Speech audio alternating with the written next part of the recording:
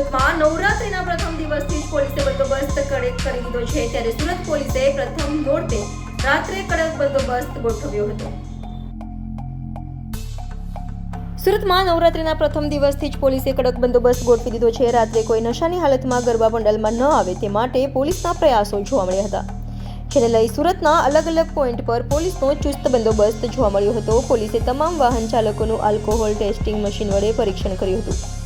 સુરતમાં નવરાત્રી દરમિયાન કોઈ પણ પ્રકારની ગડબડ ન થાય તે માટે સુરત પોલીસે કડક બંદોબસ્ત ગોઠવ્યું છે.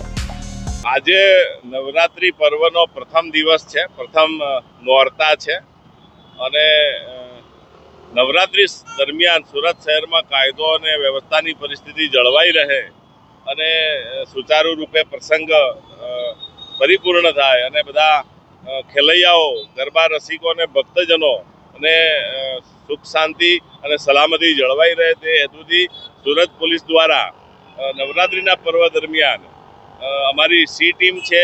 સી ટીમ દ્વારા ગરબાના સ્થળો છે, જાહેર સ્થળો જ્યાં નગરજનો એકઠા થતા હોય અને ત્યાં આગળ કોઈ ન્યુસન્સ તત્વો દ્વારા કોઈ ન્યુસન્સ ફેલાવવામાં ના આવે અથવા તો કોઈ એવું અટકચાળું કરવામાં ના આવે તે અર્થે અમારી સી ટીમ સતત કાર્યરત છે.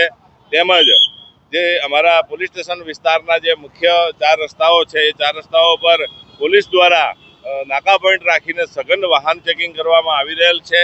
તેમજ કોઈ આ તહેવાર દરમિયાન કોઈ નશાયુક્ત વ્યક્તિઓ કોઈ એવું ડિસ્ટર્બ ના કરે લોકોને, એના માટે તેઓ વિરુદ્ધ બ્રીથ એનાલાઇઝર નો યુઝ કરી અને નશો કરેલી વ્યક્તિઓને પકડી પાડવામાં આવી રહ્યા છે અને તેમના વિરુદ્ધમાં કેસો કરવામાં આવી રહ્યા છે.